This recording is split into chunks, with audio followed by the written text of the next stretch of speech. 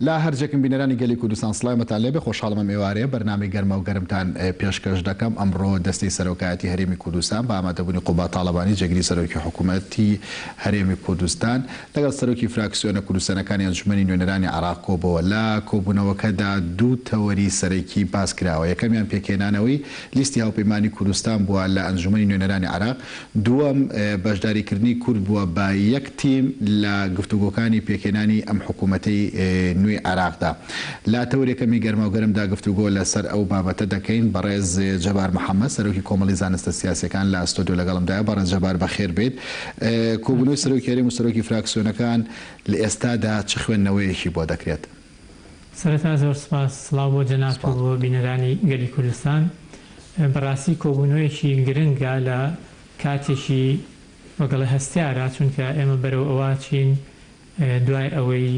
سەرۆکایەتی کۆمار تەکلیفی بەڕێز محەممەد تۆفیق عەلاوی کردووە بۆ پێکهێنانی حکوومەتی عێراقی. پێویستەکە هەرێمی کوردستان بەرچاوڕوونیەک یاخود استراتیجێک کۆیان کاتەوە چۆن مامەڵە لەگەڵ ئەم پێشهاتە نوێدا ئەکرێ، ئەویش لە ڕێگەی دانیشتن و ئەو کۆبوونەوەی کە وەکو ئەمڕۆ بینیمان سەرەتای هەنگاوێکە بۆ یەخستنی بیر و بۆچوونەکان بۆ مامەڵەکردن لەگەڵ ئەو پێشهاتانەی کە دێنە پێشەوە. چونکە ئێمە بیرمان نەچێ تەکلیفکردنی بەڕێز محەممەد تۆفیق عەلاوی جارێ شەقامی عێراقی هێور نەکردوێتەوە و لایەنە سیاسیەکانیش لە ناو خۆیانە تا ئێستا هەمویان کۆک نین لەسەرەوەی ئایا ئەم تەکلیفکردنە کە دوجارە چێتەوە بەردەمی پەرلەمانی عێراقی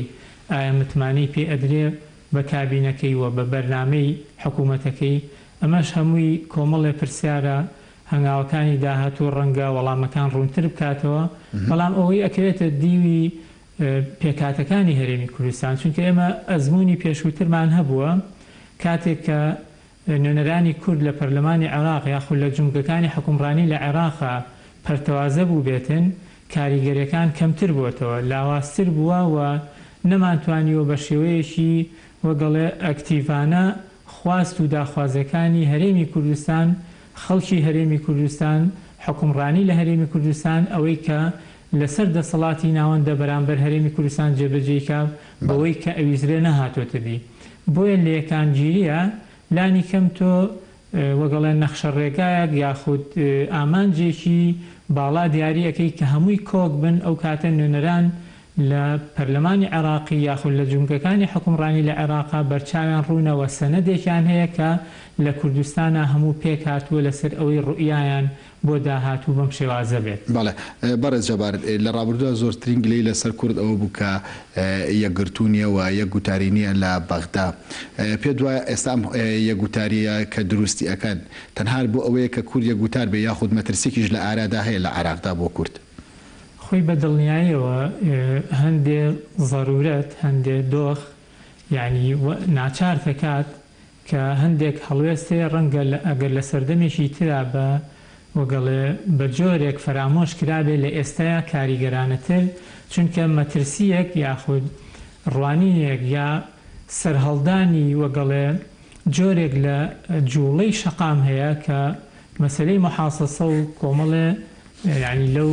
نەهامەتیانەی کە بەهۆی مەحاسەسە و بەهۆی حتا بەهۆی تەوافقەوە کە خەڵکی عێراقی بینێ ئێستا ئەوانە بێزراون و ئەیانەوێ قۆناغێک ئەم قۆناغا کە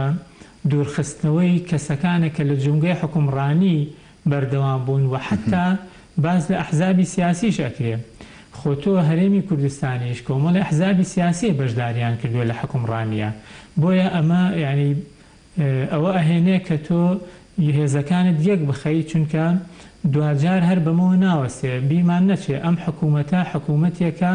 تەکلیف کراوە لە ماوەی ساڵێکە کەمتر یا زیاتر هەڵبژاردنێکی پێشوەختە بکە و حتا فشارەکان لە پێشترە لەسەر ئەوە بوو سەرجەم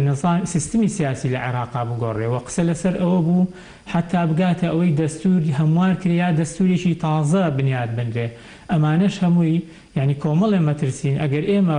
هاوشانی ئەو مەترسیانە بیرکردنەوەمان نەبێ، خوێندنەوەمان نەبێ و کۆمەڵێ ئەگەری جۆرا و جۆر داننی کە ئەم دۆخە ئەگەر بەم شێوازە بوو مامەڵەکانی ئێمە چییە و بە شێوازێکی تر بوو چۆن مامەڵە بکەین یعنی یەخستنی تواناکانمان نەچێتە خانەی خزمەتی تەواوی هەرێمی کوردستانەوە بە پەرتەوازەیی حتمما ئەم مەترسیانە زاڵترە بێ و کاریگەریەکانی لەم قۆناغا چ مەترسێک لەسەر کورد هەیە بۆ جۆرە باسی ئەەکەیتەوە مەسەلەن ئێستا ئەگەر سێری شەقامی عێراقی بکەین لە پێشتریشە کۆمەڵێ لەلایەنە سیاسەکان لە کاتی گەڵاڵەکردنی بودجەی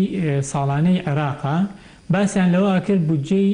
ساڵانەی عێراق هەرچەندە هەرێمی کوردستان نەوتەکەی دەرەهێنێ ئەیفرۆشێ بەڵام پارەکەی ڕادستی عێراق ناکە بۆیە پێویستە ئەم بودجەیە ببڕێ یان خود سەرف نەکرێ یا بە شێوەیەک لە شێوەکان وەکو مقایەزەیەک لە بەرامبەر ئەوەی کە حتایکی لە گلەیەکان لە بەڕێز عادل عەبدولمەهدی ئەوە بوو گوایە دەستنەرمیەکی هەیە لەگەڵ هەرێمی کوردستانە کە پارەکەش نانێرێ ئەم بودجە سەرفەکە بۆیە ئەوە یەکێکە لەو مەترسیانە کە ڕەنگە یعنی لە داهاتووە تۆم حکوومەتە تەشکیلە بێ ئەگەر تۆ نەتوانی بە وەگەڵێ بە پشکێکی باش بە کەسانی ئەکتیڤ بەشداری لەم حکوومەتا بکەیوە یەکانگیری دەنگی خۆت بۆ مقایەزە لەسەر ئەوەی کە دەنگ بەم حکوومەتە ئەی لە ئایندەیە تۆش خواستت هەیە ئایا هەروە دەنگدانێکە و تێئەپەڕێ نەخێر تۆ پێویستە پێش ئەوەی دانووسان یاخود ڕێبکەوی لەسەر ئەوەی ئەم حکوومەتە لە بەردەم پەرلەمانە ئایا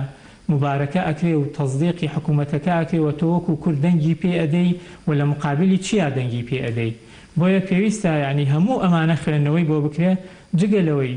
ینی کۆمەڵ بەرامبەر چییە حکوومەتی عێراق پێ بهێنرێتەوە کورد دەنگی پێ بدات بۆ نمونە ئێستا ئێمە یەکێ لەو کێشانی کە پێشتر لە کەرکووکە هەمان بوو یعنی تا ڕادەیە گەیشتبوون ئەوەی دۆخەکە هێور بکرێتەوە هێزی پێشمەرگە بگەڕێتەوە هەندێک لە ناوچەکان وە بە شێوازێکی وەگەڵێ بەشداریکردنی هەمەلایەنە لە ناوچەکانی کەرکووک و ناوچە کێشە لەسەرەکان حکومڕانی ئەو منتیقەیە بەو شێوازە بەڕێوە ببرێ بەڵام ڕۆژ بە ڕۆژ ینی مەترسیەکان یاخو پراوێستخستنی کورد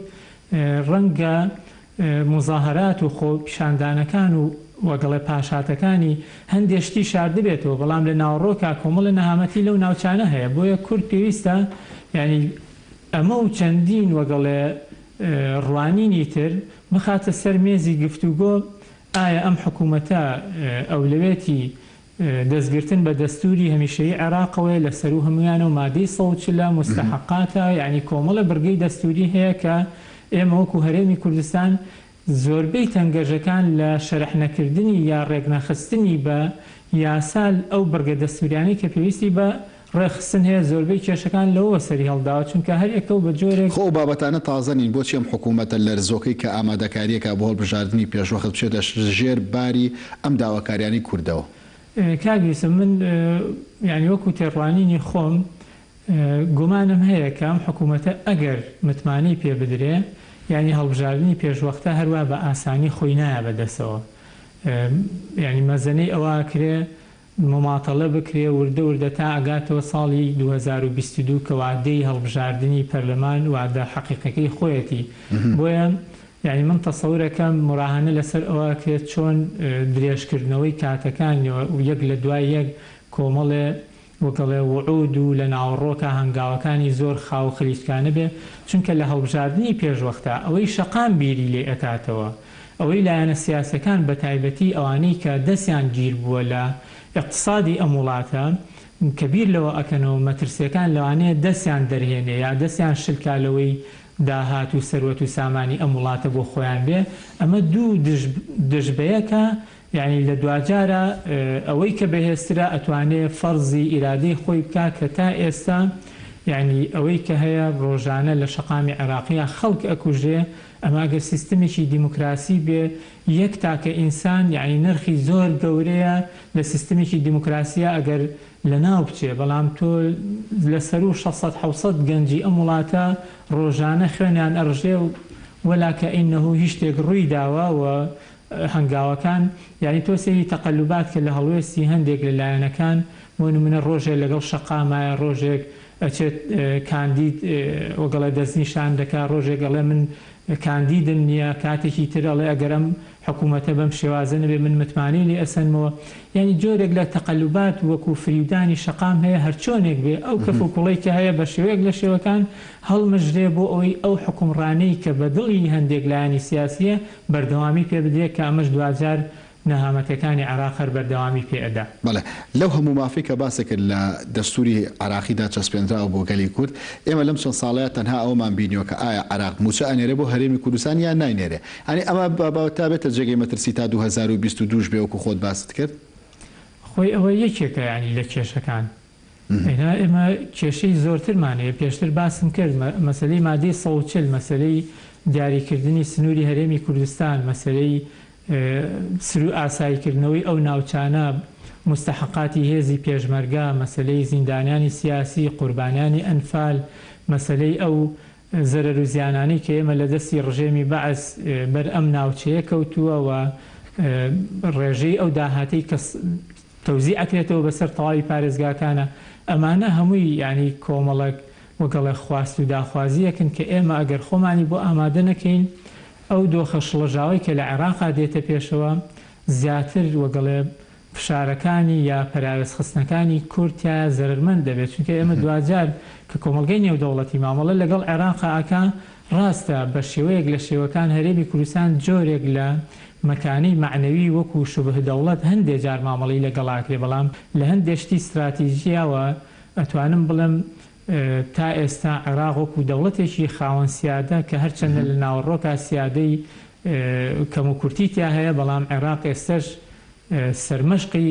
هەموو دانووسانەکان و هەموو سەردانەکان و قسەی ئەوەڵ و ئەخیر دەوڵەتی عێراقی کات. بەڵێ بە ڕوانین لە ڕابردوو چاوەڕوانەکرێت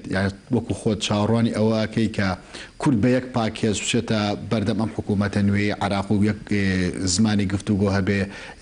کورد لەگەڵ محەممەد تۆفیق عەلاویدا؟ من تەسەورەکەم ئەگەر لە ینی ئەمە هاوکێشەیەکی وەگەڵە دوولایەنەیە لە ناو هەرێمی کوردستانە کۆمەڵە هەنگاو هەیە پێویستە لایەنە سیاسیەکان یعنی زیاتر ئەو کۆبوونەوەی ئەمڕۆ سەرەتای هەنگاوێکە بەڵام دواتر ئێمە پەرلەمانی هەرێمی کوردستان ئەکتیڤکەینەوە ینی تەواوی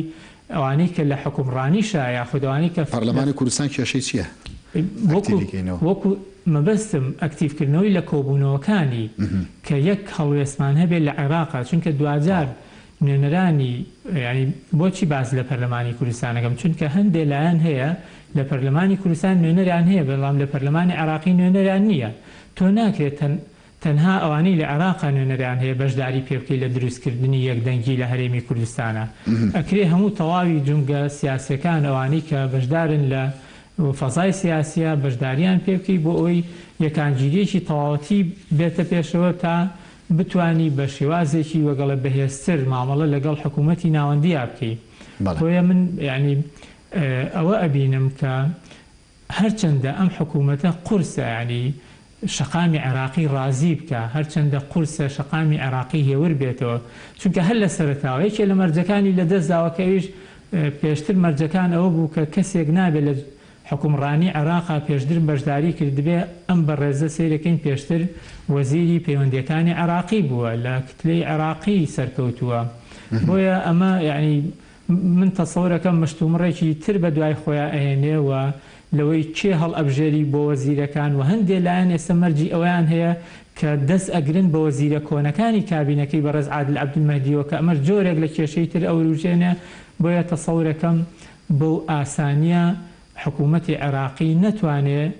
متمانە وەرگێ لە پەرلەمانەوە بەڵام ئەمە مانای ئەوە نییە کە ئێمە وەکو هەرێمی کوردستان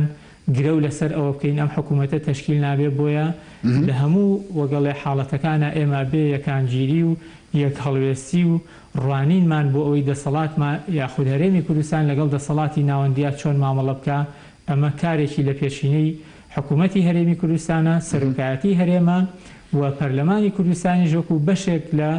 جمگەی حکومڕانی لە هەرێمی کوردستانە پێویستە ئەوانیش ڕۆڵیان هەبێ و بەرچاوڕوونی و بەشدار بن لە ئەو هەڵوێستانەی کە دروستە هەر دەبێت کورد داواکاری هەبێ لەم حکوومەتە یاخود دەبێت کورد خۆشی چاوەڕوانکە کە بەغدا کۆمەڵێ مەرج بسەپێنێ لە بەرامبەر بەشداریکردنی لە حکوومەتدا یعنی مەبەستی چییە مەرجی چی بسەپێن ینی بۆ نمونە ئەوانش داواکاریان هەبێت لە کورد چۆن بێت لە ناو حکوومەتەکە یا مەرجیان هەبێت داواکاریان هەبێ ئەوانیش ئەگەر بە پێی خواستی شەقام بێ داواکاری حکوومەتەکەی بەڕێز محەممەد تۆفیق عەلاوی ئەوەیە کە ئەو دەموچاوانەی کە کۆنتر لە حکومڕانی عێراقا کورد پێشدیاری کردووە ئەوانە نەبێ بەڵکو و کەسانی نوێ بهێنێتە پێشەوە بۆی لە تەشکیلی حکوومەتە بەشداریان پێ بکەن ئەمە تەسەورەکەم یەکێک بێ لە وەگەڵێ لە سەردێڕی ئەو دانووسانەی کە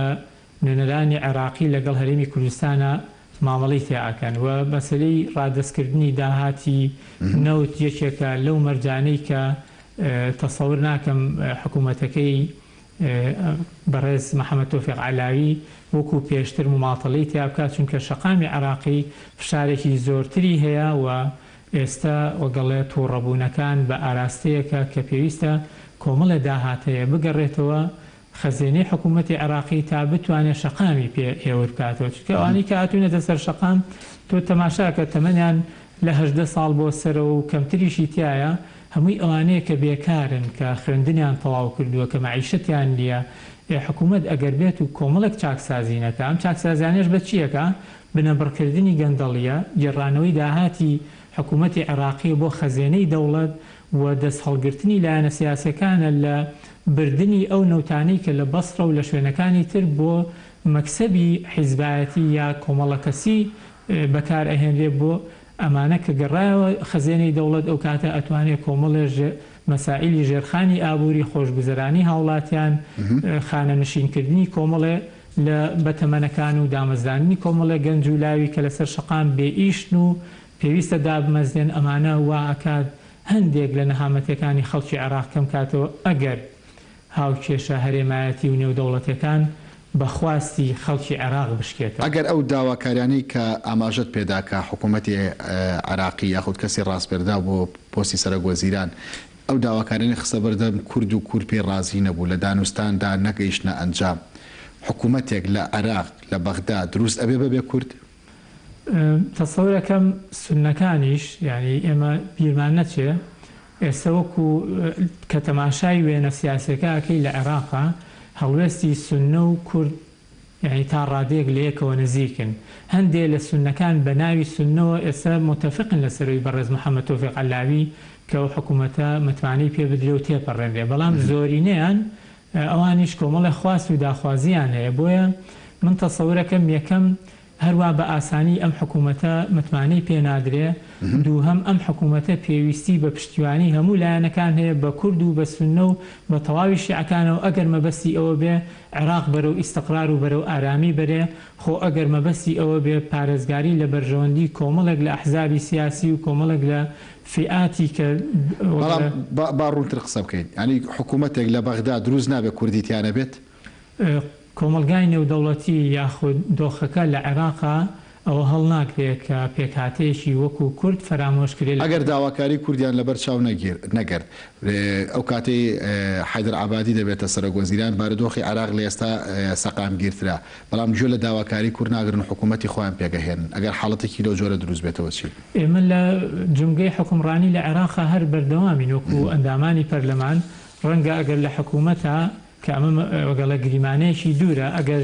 کوردیش بەشداری پێنەکەن بەڵام دوجار تۆ لە پەرلەمانە هەر بەشداری تو خۆ سەرۆکاتی کۆمارت هەیە و ئەندامانی پەرلەمانت هەیە ئەمانەش بەشێکن لە سیستمی سیاسی لە عێراق ئەتوانی لەو ڕێگەیە و فشارەکانت بەهێزتر بکەی و هاوشان لەگەڵ ئەو ڕوئیایی ئەو تێڕوانینەی کە هێزە سیاسەکانی کوردی هەیەە بۆ دەسەڵاتی ناوەندی ئەمانە هەموو پێکەوە گرێ بدەیت و نەگاتە ئەوەی کە کورد فەرامۆش کرێت لە حکوومەتی داهاتووی عێراقیە. بەڕێز جەبار محەممەد سەرۆکی کۆمەڵی زانستە سیاسەکان سوپاس کە لەگەڵماندا لە دوای ناوبڕێک گفتوگۆ دەکەین لەسەر ڤایرۆسی کۆرۆنا چین لە سەردەمی ڤایرۆسی کۆرۆنادا چۆن دەبێت بەتایبەت لە ڕووی ئابووریەوە لەگەڵماندا بمێنەوە.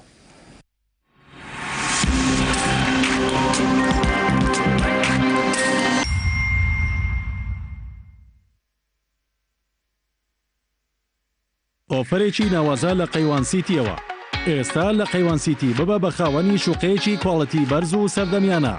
پەلە بکە و سوودمەند بە لە ئۆفەری کڕینی شوقە بە قیستی 6 ساڵ ڕوبەری شوقەکان 180 مەتر دووجایە پێکاتوە لە 3 ژووری نووسن ژووری میوان و نان خواردن 2 موشتەمەلات گەنجینە مەطباخ 3 باڵکۆن کە بەسەر دیمەنی جوانی شاری سلێمانی داڕوان باڵەخانەکانی قەیوان سیتی سیستمی ئاگرکوژانەوە و غاز و سەتەلایتی مەرکەزی تێدایە و 2 ئاسانسۆر بۆ هەر باڵەخانەیەک دانراوە و تێیدا ڕەچاوی بەرزترین کاریگەریەکانی بوومەلەرزەکراوە تەواوی باڵەخانەکان بە مەبەستی پاراستن لە سەرما و گەرما بە کەرەستەی گونجاو ڕووپۆش کراوە ئەم دەرفەتە لە دەستخۆت مەدە و لە قەیوان سیتی بە پێشەکێکی گونجاو و بە قیستی درێژخایەن ببە بە خاوەنی شوقەیەکی هاوچەرە.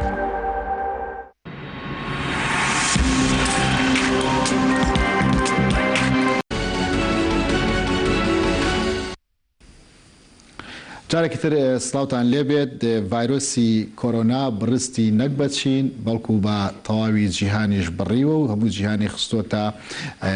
مەترسی و قۆناغێکی مەترسیدارەوە. ڕەهەندی پشتی کۆرۆنا نادیارە، بەڵام دەسەڵاتدارانی چین و دەسەڵاتدارانی وڵاتانی دیکە لە ڕوبەڕووبوونەوەی نەوەستاون. بابەتەکە تەنها دەردێکی تەندروستی و ڤایرۆسێک نییە، بەڵکو زۆر جار قسە لەسەر ئەوە دەکرێت کە ئەمە پیلانگێڕیەکی سیاسی و تەنانەت ئابووریشی لە پشتەوە بێ. هەر بۆیە لە تەوەری دووەمی گەرما و گەرم گفتوگۆ لەسەر ئەو بابەتە دەکەین. چین لە سەردەمی کۆرۆنادا بەڕێز ئەردەڵان عەبدوڵڵا ڕۆژنامەنووس لە ستۆدیۆ لەگەڵمدایە. بەڕێز ئەردەڵان بەخێر بێیت. بەڕێز ئەردەڵان کتێبێکی لەسەر چین زلهێزی نوێی جیهان و چەند جارێکیش خۆی چۆتە چین، بۆیە وەکو ڕۆژنامەنووسێکی مەیدانی شارەزای چین بیت. لەوە دەست پێ دەکەم کۆرۆنا مەترسیدارە یاخود لە ڕاگەیاندن و میدیاکانەوە ئاوا مەترسیدار پیشانەدرێت؟ بەڵێ دووبارە سوپاس. سەرەتا ئەو خەمی خۆمان بۆ گەلی چین و وڵاتی چین دووبارەکەینەوە بۆ ئەم کارە ساتە گەورە کە ڕوبەڕوویان بۆتەوە و هیوای چاکبوونەوەش بۆ نەخۆشەکان نەخوازی مەڕاستی ئەمە نەخۆشێکی ینی کوشندەیە و کارە ساتەکەش بڵین گەورەیە کە ڕوبەڕووی وڵاتێک بۆتەوە. دیارە خۆی ئەم نەخۆشیەکە لە لایەنی سەحیەوە من زۆر معلومات نییە، بەڵام معلوماتی عام، بەڵام ئەم نەخۆشیە لە چاو بڵین نەخۆشیەکانی ترا بەو شێوەیە گەورە نییە. ینی بۆ نمونە 2012 کە نەخۆشی ئیبۆلا بڵاو بۆ بڵێن نیسبەی کوشتنی لە ساعت 40 بووە، سارس لە ساسی بۆ ئەم لە سا 9. دوایەوە حکوومەتی چینی هەر لەگەڵ دروستبوونی ئەزمەکە بڵین ئەم نەخۆشیە ئەمەی کە پێڵێن ئیدارەتل ئەزەمات ینی بڵین مەنیجمەندێکی زۆر باشیان داناوە. هەر سەرەتا حکوومەتی چین بڵین حکوومەت و حیزبی بڵێن پارتی کۆمۆنیست دەوێ حکوومەکەت لیژنەیەکی تەواویان داناوە کە ئامانجی دووسێشتن. یەکەم پاراستنی ئەو خەڵکەی کە نەخۆش نییە و زۆر بڵاو نەبێتەوە، 2 چارەسەرکردنی نەخۆشەکان، 3 تەوەقدانی ئەو ناوچەیە کە نەخۆشەکەی تا بڵاو بۆتەوە. ئێستا شاری وان بڵین منتیقەیەکە بڵین وە بڵین منتیقەیەکی عازلە، ناتوان بچنە دەرەوە، ناتوان بچنە شوێنایکە. ینی حکوومەتی چین هەوڵی یاوە چ لە ڕووی سەحیەوە چ لە ڕووی بڵین کادری پزیشکیانی لە ماوەی پێشوە لە ماوەی 10 ڕۆژە نەخۆشخانەیەکی هزار قەرەڵەیان دروست کرد کە ئەمە ینی شتێکی لە ڕادە بە دەرتاقەیەکی عەجیبیان تایە. دوای حکوومەتی چین هەر لە سەرەتاوە هەستی کرد کە یەکەم کارەساتەکە گەورەیە، دووەمیش کۆمەڵێ وڵات ناریچی نانەوێت شتەکە گەورەتر بکەن، لەبەرەوەوان شتەکان کردووە بە شتێکی قەومی. ینی ئێستا چینەکان کردوانە؟ بەڵێ، ینی ئێستا ئەو ڕۆحێکی بڵین هاوکاری و نەتەوەی و نیشتیمانی هێزگار گەورە لە ناو چینا بڵاوە. بۆ نمونە ئەو شارە خۆی کە جگە لە و نەخۆش پزیشکی خۆی زیاتر لە 11,000 پزیشک و پەرستراری بۆ لە شوێنەکانیکەوە بۆ چووە. خەڵکانێگە بوون لەو پەری باکوورەوە هاتوون بۆ ئەوەی خۆیان خۆبەخشانە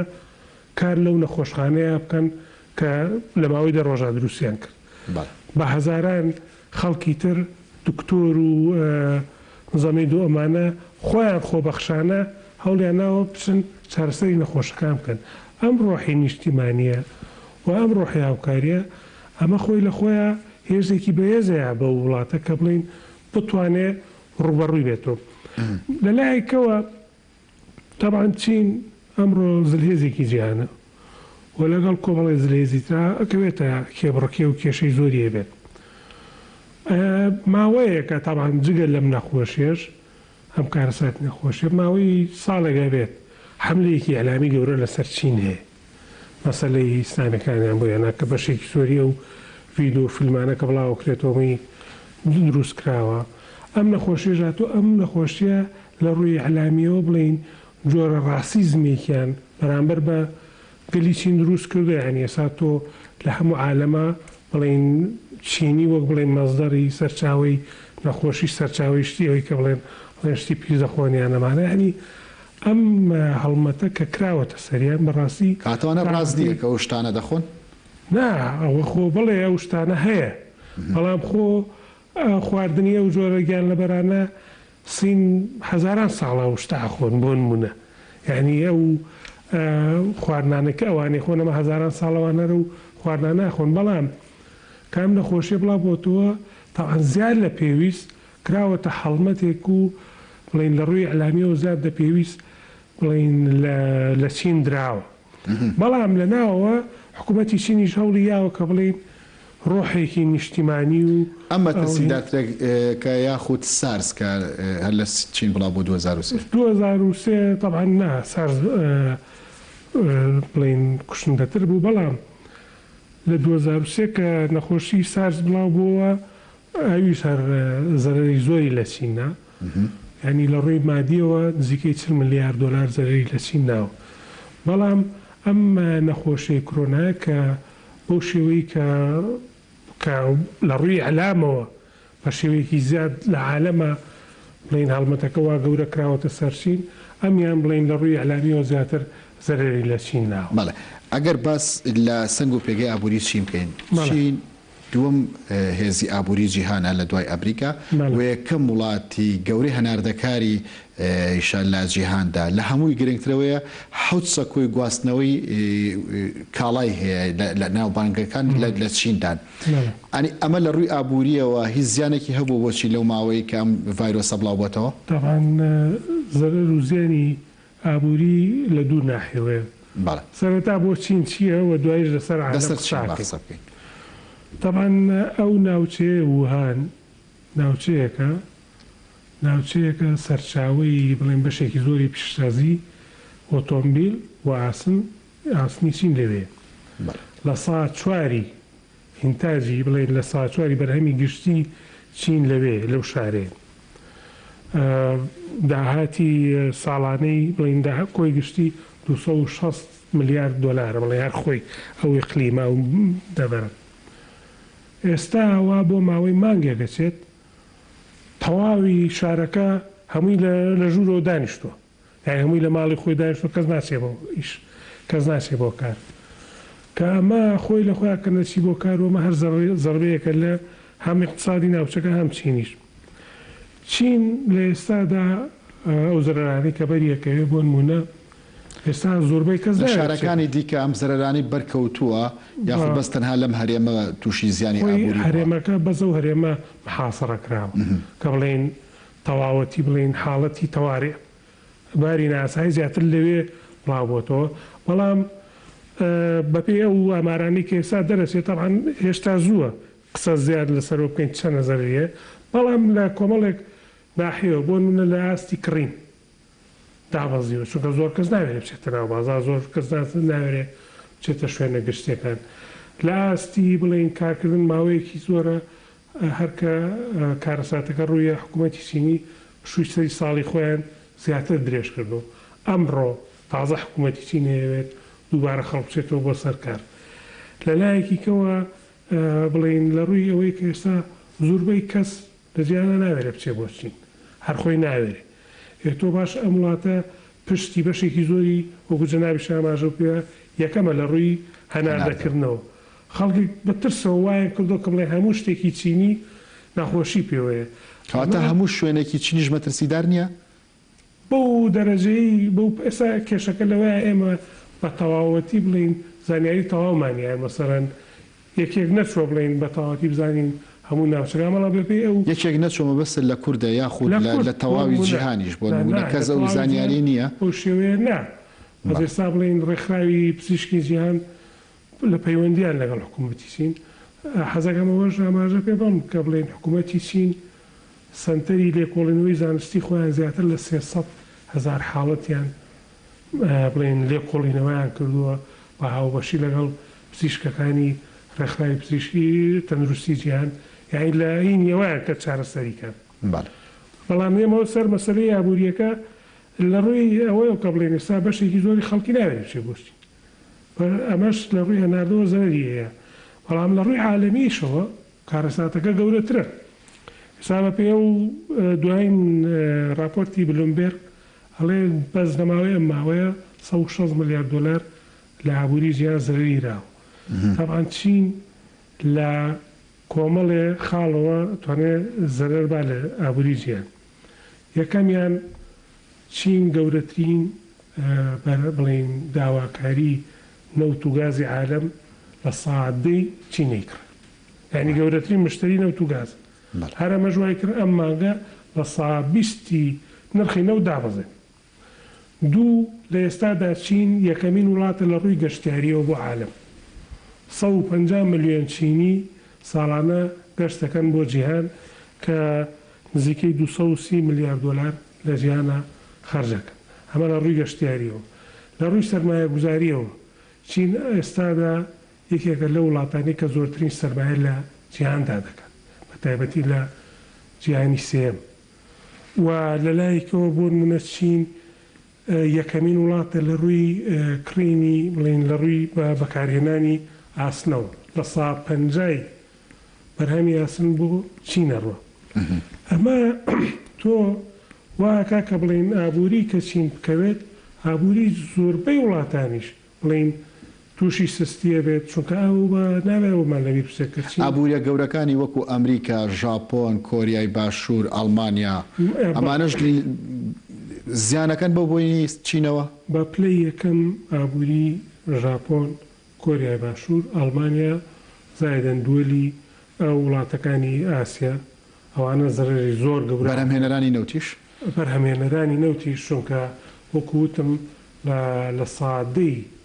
بەرهەمی نەوتی ژیان بۆ چینەڕواوە لە ماوەی مانگێکدا نرخی نەوت لە سابیست دابەزیوە بەڵام لەم بڵین لەم کارەساتە کە ڕوویاوە بەشێکی تریش وڵاتانی بڵین جیهانی سێم ئەوانیش دەرەکەن بۆ چونکە حکوومەتی چین ماوەی چەندین ساڵە نەخشەی هینیە بڵین ڕێگای ئەوریشمی نوێ کام ڕێگای ئەوریشمی نوێ لە کۆمەڵی وڵاتی ئاسیا و فەریقا و تەنانەت ئەوروپاژە بێت کە بڵین ئەو بە هەزاران ملیارد دلار دانراوە بۆم پرۆژەیە کە لە ژێرخانی ئابووری ئەو وڵاتانە کارەکە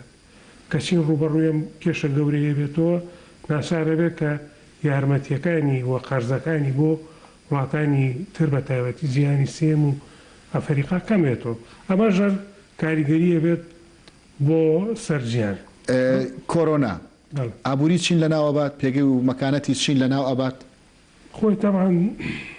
چین مێژوویکی هەزاران ساڵی هەیە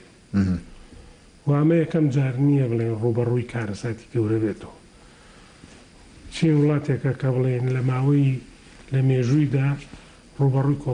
کۆمەڵی کارەساتی زۆر لەمەش گەورەتر بۆتەوە لە سەرەتاکانی سەدەی بیستەمدا کاتێک داگیرکاری ژاپۆنی ڕوا زیاتر لە 30 ملیۆن کەس هەر لە ناوە بە